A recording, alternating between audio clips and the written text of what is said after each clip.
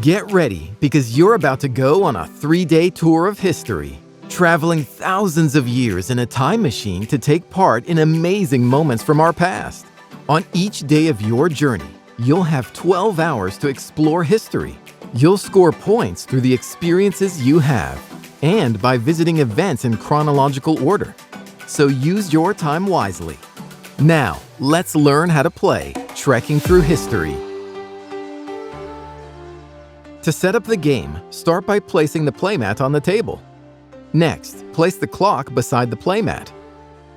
Then, place the supply tray above the playmat. This will hold all experience tokens and time crystals. Next, find the ancestor cards. These will be placed in a stack on the playmat. The number you use will depend on your player count.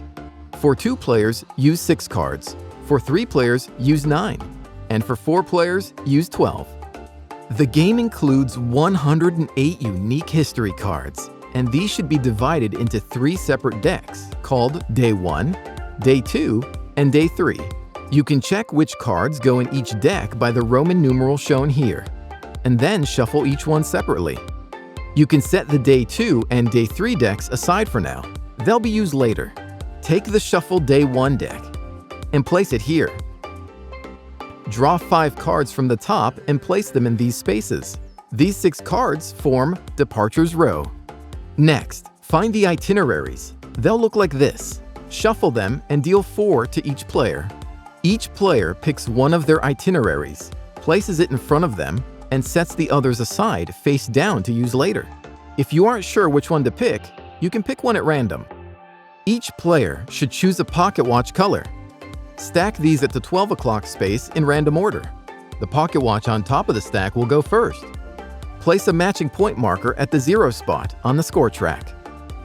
Give each player a crystal tank that matches their pocket watch color, along with 1 time crystal to start the game.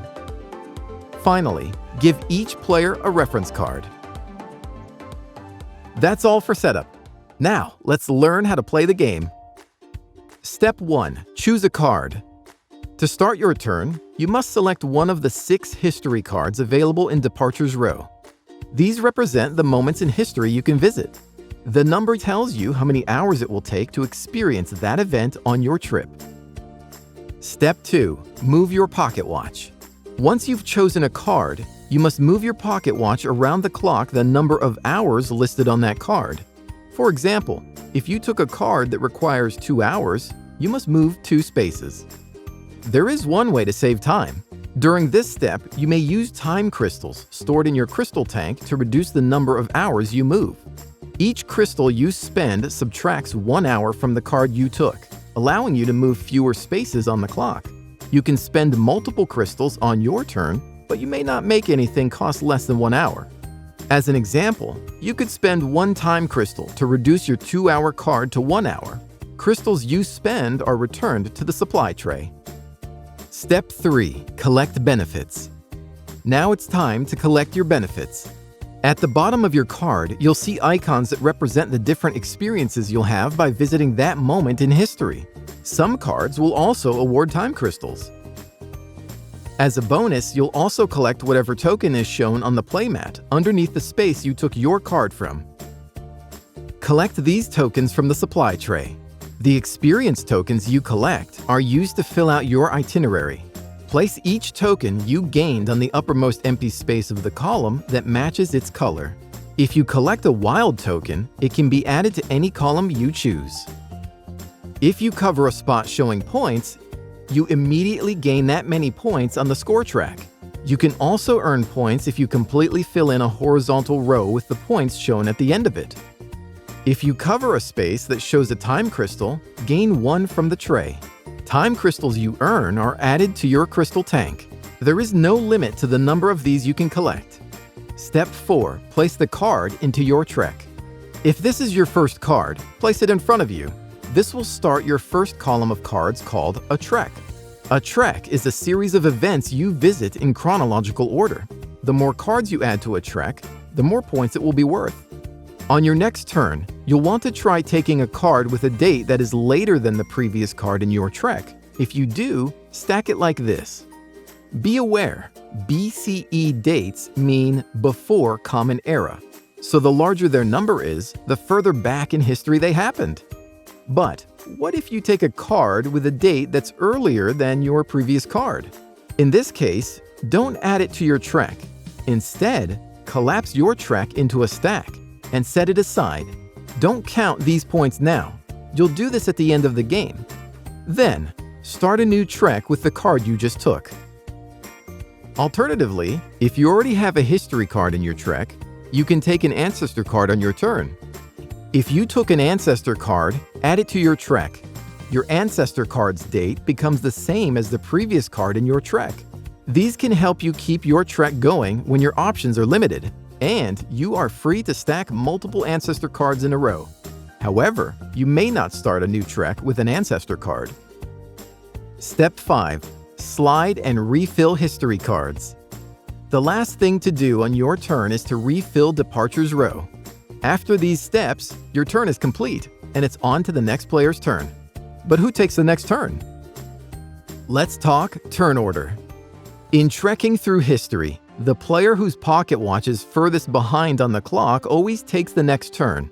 If multiple players are tied for being furthest behind, then the player who is on top of the stack goes next.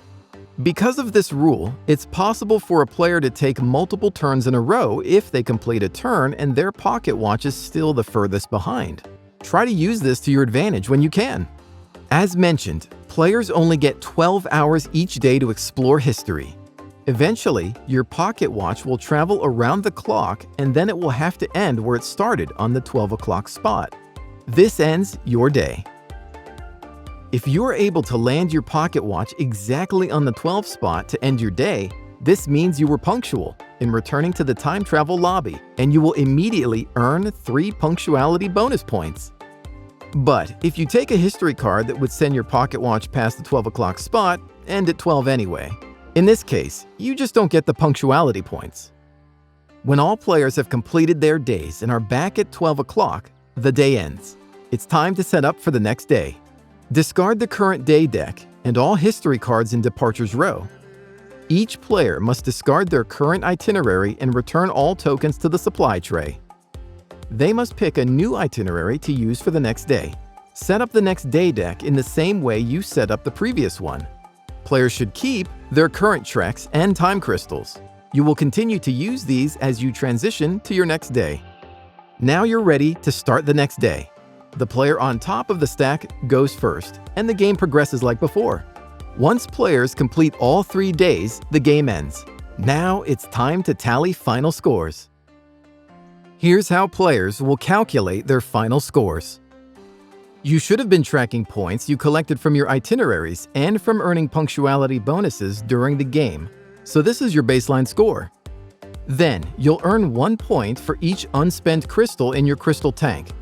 Finally, you'll earn points from the treks you've completed during the game. Check each of the trek piles you set aside during the game, and count the number of cards in each trek. The trek score references shown on the playmat will tell you how many points each of these are worth. You'll also score the unfinished trek remaining in front of you. Note, if a trek exceeds 10 cards, it is worth 3 additional points for each card in its stack. After you tally and add the trek points, the player with the most points wins. If any players are tied, the player who made the longest trek is the winner. If it's still a tie, the tied players compare their second longest treks to find a winner, and so on. If they're tied in all ways, those players share the victory. And that's how you play Trekking Through History.